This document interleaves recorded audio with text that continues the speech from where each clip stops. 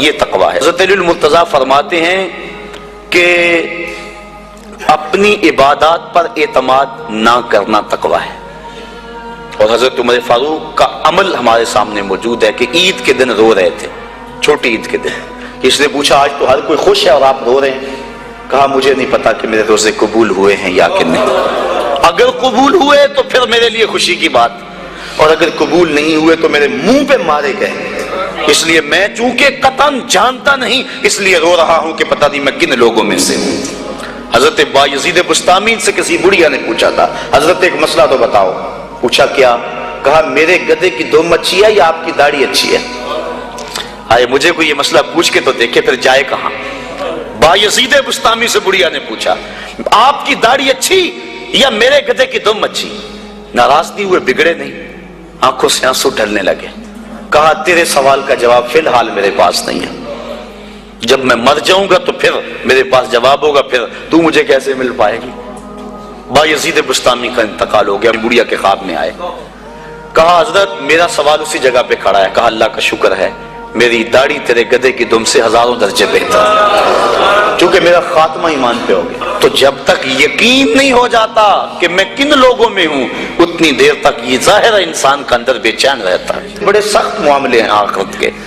آج ہمیں نعت خواہ بھی کہہ رہے ہیں کہ مجھے دیکھ کے جہنم کو پسینہ آئے، یہ تو منہ میں طوطی بولتا ہے جو مرضی کہتا پھرے، یہ تو کل قیامت کے دن پتا چلے گا کہ پسینہ کس کو آتا ہے۔ رسول کریم بھی جس جہنم سے پناہ مانگے، کبھی جنت کا تمسخر اڑایا جاتا ہے، ہورے تو کیڑی جنت کا کرنا ہے تذکرہ، اسی جنت کا جس کو رسول اللہ ہاتھ اٹھا کے مانگتے رہے، اسی جنت کا تذکرہ کر رہے ہیں جس کے لیے حضور کا اشتیاق تھا، اسی جنت کی آرزو کر رہے ہیں جس کے لیے حضور نے فرمایا جب اللہ سے مانگو تو جنت فردوس مانگو۔ تو آج دلیری دی جا رہی ہے، آج پیر بیعت کرنے کے بعد جنت کا پرمٹ دے دیتا ہے۔ آؤ میں پیروں کے پیر کی کہانی سناؤں آپ کو۔ حضرت شیخ سعدی شیرازی فرماتے ہیں کہ ایک بندہ مطاف میں کنکروں کے اوپر پیشانی رکھ کے زاروں کے تار ہو رہا ہے اور کیا کہتا ہے اللہ مجھے معاف کر دے، نہیں تو قیامت کے دن اندھا اٹھانا، میں تیرا کیا تیرے بندوں کا سامنا بھی نہیں کر سکتا۔ اتنے درد سے روتا ہے کہ لوگ اپنی دعائیں چھوڑ کے اس کے لیے دعا کرتے ہیں۔ جن لوگوں نے حج کیا یا عمرہ کیا انہیں اس کا تجربہ ہوگا۔ کچھ لوگ اتنے درد سے روتے ہیں کہ بندہ اپنی دعائیں بھول کے ان کے لیے لگ جاتا ہے۔ مجھے تو جس سال جانا نصیب ہوا تھا تو ان دنوں کے اندر فلسطین کی جنگ پورے زور پہ تھی اور کعبۃ اللہ کی غربی دیوار کے ساتھ فلسطین کے مرد و زن لپٹ کے رویا کرتے تھے، اور جب وہاں ہمارا چکر آتا تھا تو اس وقت طوطے اڑ جاتے اور اپنی دعائیں بھول جاتی اور اللہ کی بارگاہ میں عرض کرتے مالک فلسطین کو آزادی دے دے۔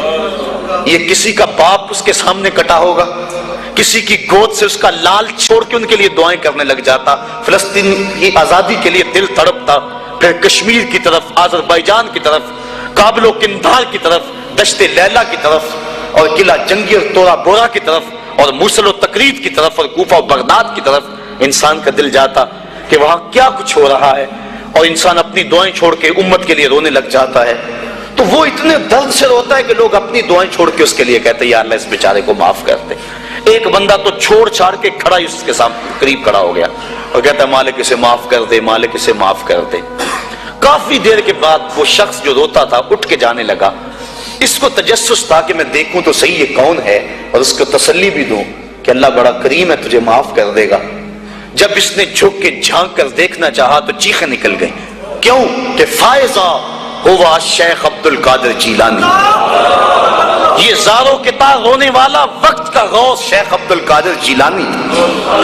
حضرت سری سختی رضی اللہ تعالیٰ عنہ نے جنید بغدادی کو بلایا۔ حضرت جنید بغدادی کہ وہ ماموں بھی لگتے ہیں رشتے میں اور پیر بھی لگتے ہیں۔ یہ پیر مرید کی کہانی سنا رہا، آج کا پیر تو گارنٹی دے رہا ہے نا، اللہ اکبر حضور تو حضرت ربیہ کو بھی جنت کی بشارت دیں اور ساتھ کہیں کثرت سجود سے میری مدد کرنا، اور پیر کہتا تجھے پرواہ نہیں ہے۔ آؤ اس پیر مرید کی کہانی سنا رہا ہوں۔ حضرت جنید بغدادی فرماتے ہیں میرے ماموں نے تنہائی میں مجھے بلایا اور مجھے وصیتیں کی۔ جب ایک وصیت کی تو میرے پاؤں تلے سے زمین نکل گئی۔ کہنے لگے بیٹا جب میں مر جاؤں تو میری قبر بغداد سے باہر بنانا۔ میں نے پوچھا حضور کیوں؟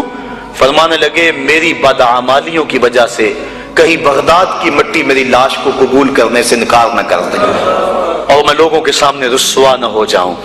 یہ ہیں وہ لوگ تتجافا جنوبہم عن المضاجع، جن کی کروٹیں بستروں سے الگ رہتی ہیں، اللہ کو خوف اور طمع میں پکارتے ہیں، لیکن زندگی کا ایک ایک لمحہ تقوی سے عبارت ہے۔ دنیا میں تکلیفیں صحیح، حضرت امام جعفر صادق ساری زندگی ٹھنڈا پانی نہیں پیا، فرماتے تھے کیا خبر کہ اس کے حساب میں چکرا جاؤں، اور آپ کے مریدین بیٹھے ہوئے ہیں، آپ بھی بیٹھے ہوئے ہیں، لوگ بیٹھے ہیں، کہا یار آج ایک دوسرے سے وعدہ نہ کر لیں، کہا کیا؟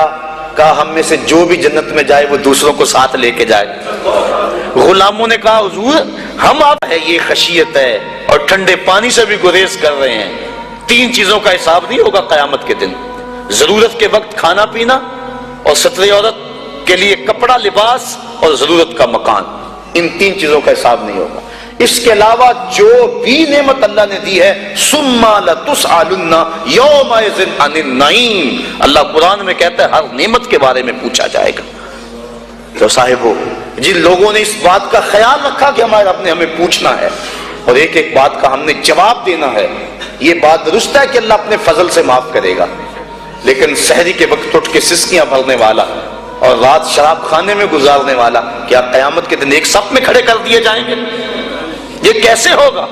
غریبوں کا خون چوسنے والا، بیواؤں اور یتیموں کا مال لوٹنے والا اور رات کی تنہائی میں ان کی مدد کرنے والا کیا ایک صف میں کھڑے کر دیے جائیں گے؟